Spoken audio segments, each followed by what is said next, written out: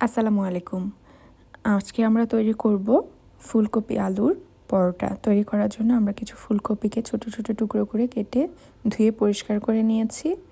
এ পর্যায়ে একটি চপারের সাহায্যে আমরা এটিকে ছোট ছোট পিস করে চপ করে নেব। চপ করা হয়ে গেলে আমরা এটাকে একটি পাত্রে রেখে দেব এবং নিয়ে নেব কিছু কাঁচামরিচ কুচি, ধনেপাতা কুচি, পরিমাণ মতো লবণ, শুকনা মরিচের গুঁড়া, ধনিয়ার গুঁড়া, জিরার গুঁড়া এবং হলুদের গুঁড়া। অপর পাশে আমরা দুটি আলুকে সিদ্ধ করে এটাকে ম্যাশ করে নিয়েছি এবং নিয়েছি কিছু পেঁয়াজ কলি। যখন রেডি হয়ে যাবে তখন আমরা একটি আটার ডো তৈরি করে নেব। তৈরি করার জন্য আটাতে আমরা পরিমাণ মতো লবণ এবং সামান্য একটু তেল দিয়ে আটাটাকে খুব ভালোভাবে মেখে নিয়ে হালকা কুসুম গরম পানি দিয়ে আমরা এটাকে ডো তৈরি করে নেব।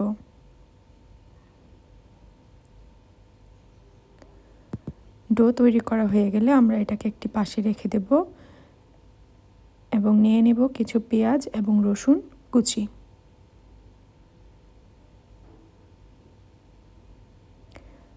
এ পর্যায়ে আমরা একটি কড়াইতে সামান্য পরিমাণে তেল দিয়ে পেঁয়াজ এবং রসুন কুচিগুলোকে খুব ভালোভাবে ব্রাউন কালার করে ভেজে নেব।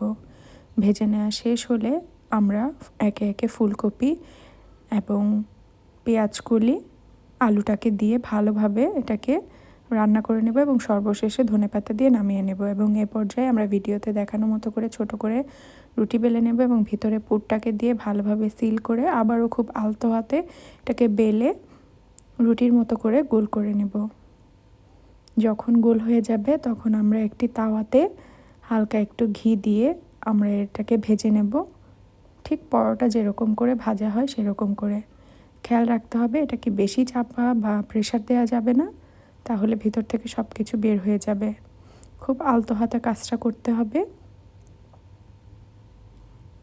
এটাকে আমরা ঘি দিয়েও ভাজতে পারি, যদি ঘি পছন্দ না হয় তাহলে রেগুলার তেল দিয়েও আমরা ভাজতে পারি। আমি এটাকে পরিবেশন করেছি আচার দিয়ে। আপনারা চাইলে টক দই বা এটাকে খালি খেতেও খুব মজা লাগে। ব্যাস তৈরি হয়ে গেল খুব সহজ মজাদার ফুলকপি আলুর পরোটা। সকালের নাস্তা হোক বা সন্ধ্যায় খেতে তো খুবই মজা হয়। ধন্যবাদ।